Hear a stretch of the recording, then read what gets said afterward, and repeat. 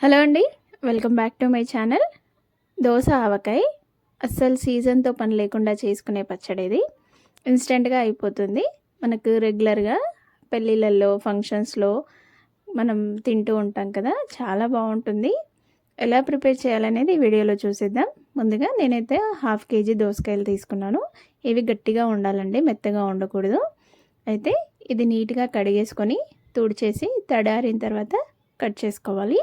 పైన పొట్టు కూడా తీయొద్దండి. కొందరు గింజలు తీసేస్తారు, కొందరు అలాగే చేస్తారు. నేనైతే గింజలు తీసేయను. అయితే మనం కట్ చేసుకునే ముందు దోసకాయ అలాగే అందులో ఉన్న గింజలు కూడా ఒకసారి మనం చేదుగా ఉన్నాయా లేదా అని చెక్ చేసుకోవాలి. లేదంటే పచ్చడంతా పాడవుతుంది. నేను తీసుకున్న హాఫ్ కేజీ దోసకాయలన్నీ బాగానే ఉన్నాయండి. అందులో గింజలు కూడా బాగానే ఉన్నాయి. అయితే దోసకాయ మనము మీకు ఇష్టం ఉన్న సైజులో కట్ చేసుకోవచ్చు. చిన్న చిన్న ముక్కలుగా అయితే నేను కట్ చేస్తున్నాను. కొందరు పెద్దగా కూడా కట్ చేసుకుంటారు. అది మీ ఇష్టాన్ని బట్టి కట్ చేసుకోవచ్చు. ఇలా అన్ని దోసకాయల్ని కట్ చేసి పెట్టుకున్నానండి. చూడండి, ఈ సైజులో కట్ చేసుకున్నాను. కావాలంటే ఇంకొంచెం పెద్దగా అయినా కట్ చేసుకోవచ్చు. నేను చూపిస్తున్న కప్తో నాకు 4 కప్పుల దోసకాయ ముక్కలు అయితే అయ్యాయండి. ఇవన్నీ ఒక గిన్నెలోకి వేసుకొని పక్కన పెట్టేసుకుందాము. పచ్చడిలోకి ఆవపొడి రెడీ చేసుకుందాము. నేను ఒక మిక్సీ జార్లోకి 3 స్పూన్లు అండి, టీ స్పూన్లతో ఆవాలు తీసుకున్నాను. ఇవి వేయించకుండా పచ్చివే వేసుకుంటున్నాను. అలాగే 1 స్పూను మెంతులు వేసుకున్నాను.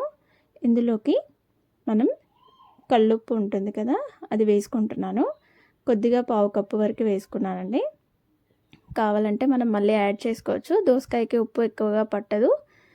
ఇదంతా గ్రైండ్ చేసుకోవాలి. చూడండి, మెత్తగా పొడిలాగా చేసి పెట్టుకున్నాం కదా. అయితే ఇందులోకి వెల్లుల్లిపాయలు 2 పెద్దవి ఉంటాయి కదండి, అవి వలిచి పెట్టుకున్నాను. ఇప్పుడు దోసకాయ ముక్కల్లోకి మనం కారం కలుపుకుందామండి. మనం దోసకాయలు ఏ కప్పుతో అయితే తీసుకున్నామో అదే కప్పుతో 3/4 కప్పు వరకు తీసుకున్నాను కారం. కారం మంచిగా తినే వాళ్ళకి ఇంత సరిపోతుంది, లేదంటే హాఫ్ కప్ వరకు వేసుకోండి. ఇది మిరపకాయలు పట్టించిన కారం అండి. అలాగే మనం గ్రైండ్ చేసి పెట్టుకున్న ఆవపొడి కూడా వేసుకోవాలి. ఆవపొడి వేసుకున్న తర్వాత 1 స్పూన్తో పసుపు కూడా వేసుకొని ఇవన్నీ కలిసేలాగా కలుపుకోవాలి. అయితే ఇందులో నేను వెల్లుల్లిపాయలు ఉన్నాయి కదా, అవి సన్నగా కట్ చేసి వేసుకున్నానండి. నేను 4-5 వెల్లుల్లిపాయలు తీసుకొని ఇలా పొడవుగా కట్ చేసుకున్నాను. ఇలా తినేటప్పుడు బాగుంటాయి పచ్చడిలో. ఇలా వేసుకుంటే ఇవి వేసేసి మనం కలిపేసుకుందాము. నా దగ్గర పెద్ద సైజు వెల్లుల్లిపాయలు ఉన్నాయనేసి కట్ చేసి వేసుకున్నానండి. చిన్న చిన్న వెల్లుల్లిపాయలు ఉంటే అలాగే వేసుకోవచ్చు డైరెక్ట్గా. నేను ముక్కలు సన్నగా కట్ చేశాను కాబట్టి అలా కట్ చేసి వేసుకున్నాను. ఇదంతా కలుపుకోవాలి ముక్కలకి బాగా పట్టేలాగా. ఇందులోకి 1 నిమ్మకాయ తీసుకున్నానండి, రసం పిండుకోవాలి. అయితే నేను తీసుకున్న దోసకాయలు పుల్లగా ఉన్నాయి, అందుకనేసి ఒకటే వేసుకున్నాను. లేదు అంటే 2 వేసుకోవచ్చు, సరిపోతుంది. నేను నెక్స్ట్ మళ్ళీ చూసిన తర్వాత మళ్ళీ యాడ్ చేసుకుంటాను. ఇది కూడా అంతా ఇలా కలుపుకోవాలి నిమ్మరసం వేసిన తర్వాత. ఇప్పుడు నేను పోపు వేసుకుంటున్నానండి. కొందరు పోపు వేసుకోరు. అయితే వెల్లుల్లిపాయలు అలాగే మనకు కావలసినంత ఆయిల్ పచ్చడిలోనే డైరెక్ట్గా కలిపేసుకుంటారు. నేను అలా కాకుండా పోపు వేస్తున్నాను. స్టవ్ పైన ప్యాన్ పెట్టేసుకొని మనం కొలతలు కొలుచుకున్న కప్పుతో 1.5 కప్పు ఆయిల్ వేసుకున్నాను. అందులోనే కొద్దిగా ఆవాలు, ఎండుమిర్చి వేసి అవి వేగిన తర్వాత స్టవ్ ఆఫ్ చేసి దంచి పెట్టుకున్న వెల్లుల్లిపాయలు వేసుకున్నాను. ముందుగా చూపించాను కదా, అవి కచ్చాపచ్చగా దంచి వేసుకున్నానండి. అది పూర్తిగా చల్లారిన తర్వాత మనం పచ్చడిలోకి కలుపుకోవచ్చు. చల్లారిపోయిందండి. నేను పచ్చడిలోకి అయితే వేసేస్తున్నాను. ఇది క్వాంటిటీ కొంచెమే కాబట్టి తొందరగా చల్లారిపోతుంది. ఇలా వేసుకున్న తర్వాత నేనైతే చేయితో కలుపుతున్నాను. ఇలా అంతా కలిసేలాగా చేత్తో కలుపుకోవాలి. ఇలా కలుపుతుంటేనే మంచి స్మెల్ వస్తుంది. ఇదంతా కలిపేసుకొని నేను ఒక బౌల్లోకి అయితే వేసుకున్నానండి. ఇలా అంతా వేసేసుకొని నెక్స్ట్ డే ఎలా ఉందో చూద్దాము. అయితే ఇందులో కారం అలాగే ఉప్పు, పులుపు ఏది తక్కువ ఉన్నా మనం మళ్ళీ యాడ్ చేసుకోవచ్చు టేస్ట్ చేసి.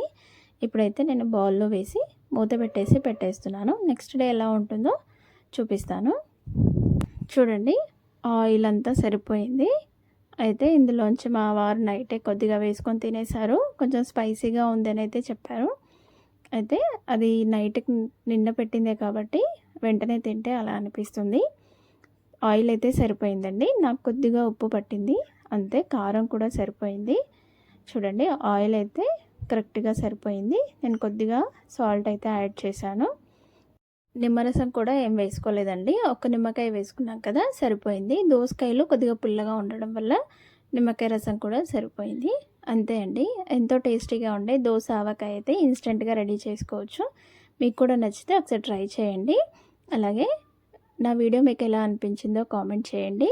నా ఛానల్ని కొత్తగా చూస్తున్న వాళ్ళు ఎవరైనా ఉంటే ప్లీజ్ లైక్ చేయండి, షేర్ చేయండి, సబ్స్క్రైబ్ చేసుకోండి.